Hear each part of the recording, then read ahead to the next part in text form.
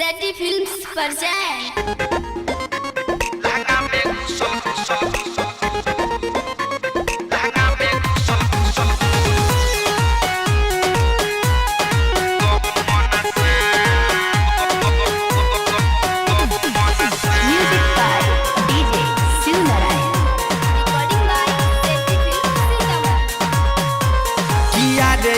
बाप रे हे बाप लहंगा में घुसल गहू मन सा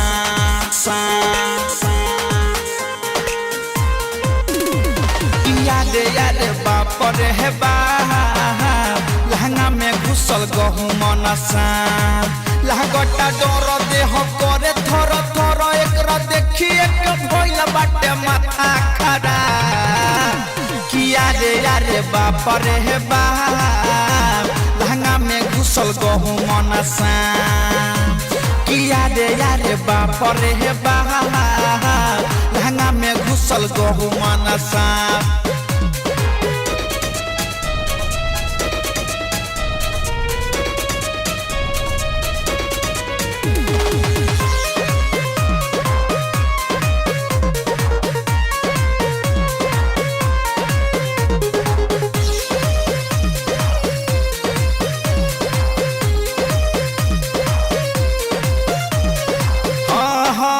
सजिया पसुतल रहनी गइनी डेराई लहंगा में हमारा गइल समाई रे सखी सजिया पसुतल रहनी गइनी डेराई लहंगा में हमारा गइल समाई मोटे लह में बरका रहे देखिए के भगनी जहे तहे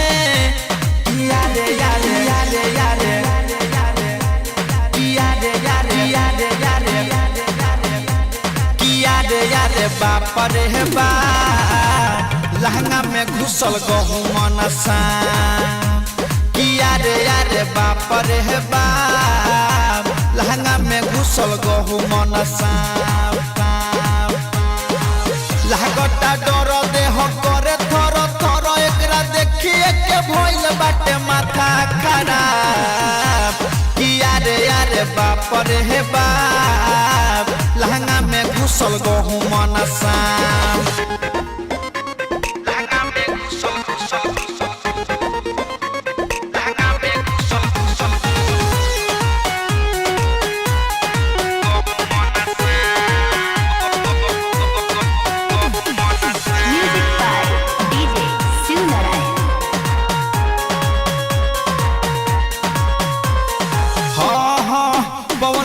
बइया के बतिया बतैनी राइटर संजीत के जल्दी बोलैनी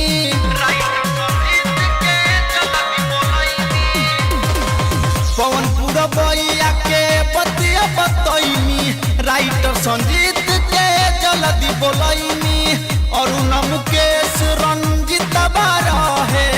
मारे लौकरा भाला मंगैनी किया रे आहा